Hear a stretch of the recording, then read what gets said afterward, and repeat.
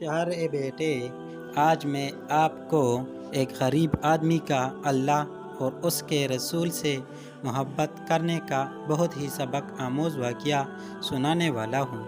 تو ہوتا کچھ یوں ہے، چودھری صاحب کا ملازم ہو اور کبھی چودھری صاحب کے برابر بیٹھ جائے ممکن نہیں تھا۔ ظفر بھی ہمیشہ چودھری صاحب کے سامنے یا تو ہاتھ باندھے کھڑا رہتا یا پھر نیچے زمین پر بیٹھ کر چودھری صاحب کی ٹانگیں دبانے لگتا۔ ظفر کوئی اتنا پڑھا لکھا تو نہیں تھا، لیکن اس کی دینی تعلیم کا اہتمام اس کے ابا جی نے بچپن میں ہی کر دیا تھا۔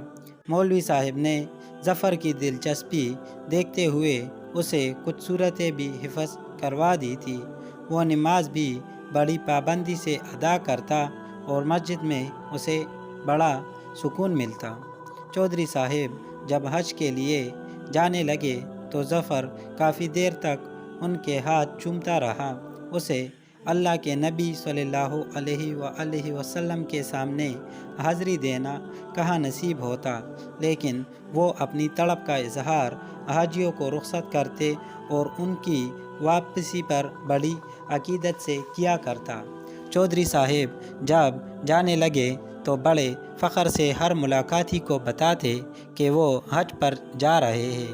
جو ملنے نہیں آ سکا تو اسے خود موبائل پر بتاتے کہ اس بار وہ بھی حج پر جا رہے ہیں۔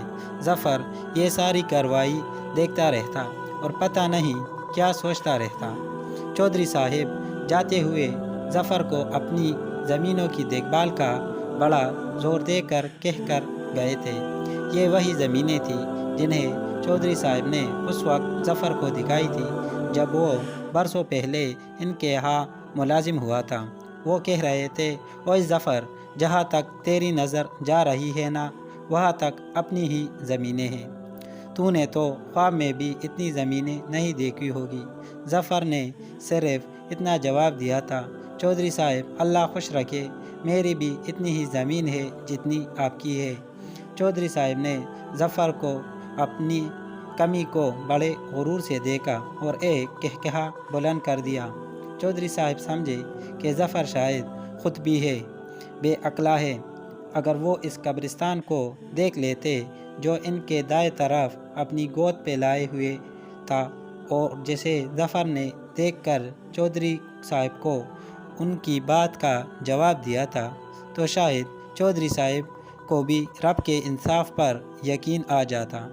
آنکھیں بھی تو نصیب والوں کو ہی ملتی ہے تاکہ وہ رب کی حکمت کو سمجھ سکے۔ خیر، چودھری صاحب مکہ مدینہ پہنچ گئے۔ وہ روز اپنی ایک تصویر اپنے موبائل پر ڈلواتے تاکہ سند رہے کہ واقعی چودھری صاحب نے حج کیا ہے۔ انہیں تصویر اتروانے کی زیادہ فکر تھی، بجائے اس کے کہ وہ سونے رب کے گھر کو دیکھ کر اپنی مغفرت کرواتے اور سونے نبی کے روضہ مبارک کے سامنے ادب و احترام سے کھڑے ہو کر درود و سلام کا نذرانہ پیش کرتے۔ چودھری صاحب کو تو یہ بھی فکر تھی کہ وہ اپنے بغیر بالوں کے سر کو لے کر اپنے عقیدت مندوں سے ملاقات کیسے کریں گے۔ آخر کار چودھری صاحب وڈے چودھری صاحب واپس تشریف لے آئے۔ ظفر ان کی آؤ بھگت میں پیش تھا۔ اس کا بس نہیں چلتا تھا کہ چودھری صاحب کے قدموں میں ہی اپنی زندگی تمام کر دیتا۔ آخر چودھری صاحب مکہ مدینے سے ہو کر آئے تھے۔ اب تو چودھری صاحب نے مسجد کا رخ بھی کرنا شروع کر دیا تھا کہ لوگ کیا کہتے کہ چودھری صاحب مکہ مدینے سے آ کر نماز بھی نہیں پڑھتے، تو چودھری صاحب ایک دو بار روزانہ مسجد میں بھی حاضری لگوا دیا کرتے تھے۔ ظفر خوش تھا کہ چودھری صاحب بھی حاجی نمازی بن گئے ہیں، لیکن چودھری صاحب کا خاندانی جاہ و جلال اور دبدبہ ویسے کا ویسا ہی تھا۔ ہوا یوں کہ مسجد کے مولوی صاحب کو کہیں فوتگی پر جانا پڑ گیا اور گاؤں والوں کی خوش قسمتی تھی کہ آج کی نماز میں چودھری حاجی حشمت صاحب بنفس نفیس موجود تھے۔ لوگ امامت کے لیے چودھری صاحب کی طرف دیکھ رہے تھے۔ چودھری صاحب نے پہلے لوگوں کی طرف اور پھر جائے نماز کی طرف دیکھا۔ وہ امامت کے لیے آگے بڑھنے ہی لگے تھے کہ انہیں محسوس ہوا کہ ان کے پاؤں پر منو بوجھ پڑ گیا ہے۔ ان کے پورے جسم پر کپکپی طاری ہو گئی، ان کے چہرے سے پسینہ پھوٹ نکلا۔ لوگوں نے ان کی حالت دیکھ کر انہیں کرسی پر صف کی ایک طرف بٹھا دیا۔ چودھری صاحب کا سر جھکا ہوا تھا، نماز کا وقت نکلا چلا جا رہا تھا، اور پھر لوگوں نے ایک دوسرے کو دیکھنا شروع کر دیا، اور پھر سارے مل کر ظفر کی طرف دیکھنے لگے۔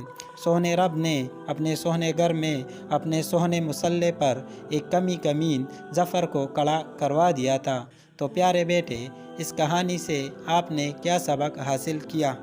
پیارے ابو جان، اس کہانی سے ہمیں یہ سبق ملتا ہے کہ اللہ تعالیٰ اور اس کے محبوب حضرت محمد صلی اللہ علیہ وآلہ وسلم سے محبت کرنے پر اللہ تعالیٰ ایک غلام کو وہ مقام دے دیتا ہے جس کا وہ کبھی سوچ بھی نہیں سکتا۔ اس لیے ہم سب کو بھی حقیقی محبوب یعنی اللہ تعالیٰ سے محبت کرنا چاہیے اور رسول پاک صلی اللہ علیہ وآلہ وسلم کی تعلیمات پر عمل پیرا ہونا چاہیے تاکہ ہم دنیا و آخرت میں کامیاب ہو جائیں۔